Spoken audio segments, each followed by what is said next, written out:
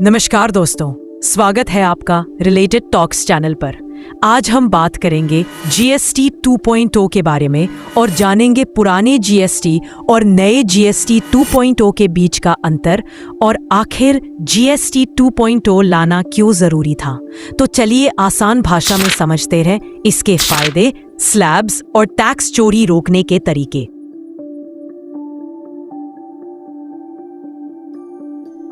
दोस्तों, साल 2017 में भारत में जीएसटी यानी गुड्स एंड सर्विसेज टैक्स लागू किया गया। इसका मकसद था एक देश एक टैक्स। जीएसटी आने से पहले अलग अलग राज्यों और केंद्र सरकार के अपने अपने टैक्स थे, जैसे VAT, service tax, excise duty, entry tax, luxury tax आदि।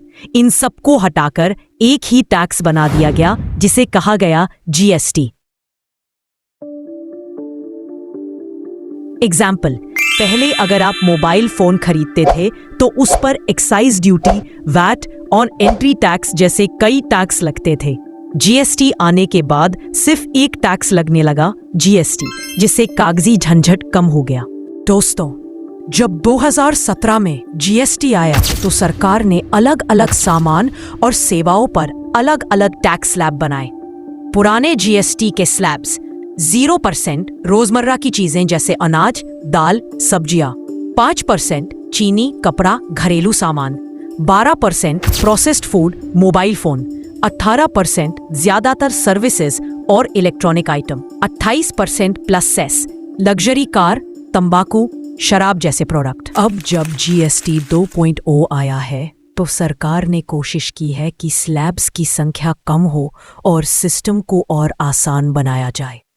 पुराने जीएसटी में 5 से 6 स्लैब थे, लेकिन जीएसटी 2.0 में ये 3 मुख्य स्लैब रखे गए हैं। 5% अनाज, दालें, दूध, दवाइयाँ, आधारभूत जरूरी सामान, चावल, गेहूं एटसेट्रा। 18% मोबाइल फोन, कपड़े, इलेक्ट्रॉनिक आइटम्स, सामान्य फर्नीचर। पुराने जीएसटी 2.0 में ये 3 मुख्य स्लैब रखे गए हैं। महंगे वाहन, विलासिता की वस्तुएं एटसेट्रा। तो दोस्तों, ये था जीएसटी और जीएसटी 2.0 का आसान अंतर। पुराना जीएसटी टैक्स सुधार की दिशा में पहला कदम था और अब जीएसटी 2.0 उसी को और आधुनिक और डिजिटल बना रहा है।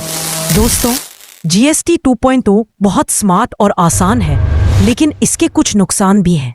जैसे एक, छोटे व्यापारियों के लिए कठिनाई। छोटे व्यापारी जिनके पास डिजिटल सिस्टम या तकनीक की सुविधा नहीं है, उन्हें ऑटोमेटिक रिटर्न और ई इनवॉइस सिस्टम में दिक्कत हो सकती है।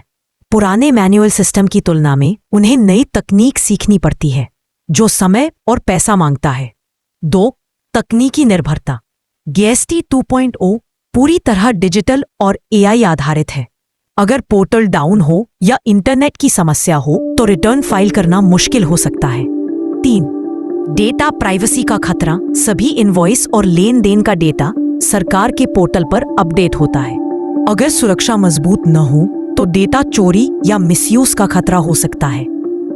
तो दोस्तों, आपको क्या लगता है जीएसटी 2.0 का असली मकसद क्या है? नीचे कमेंट में जरूर बताइए। अगर आपको यह वीडियो जानकारीपूर्ण लगा तो कृपया चैनल को सब्सक्राइब करें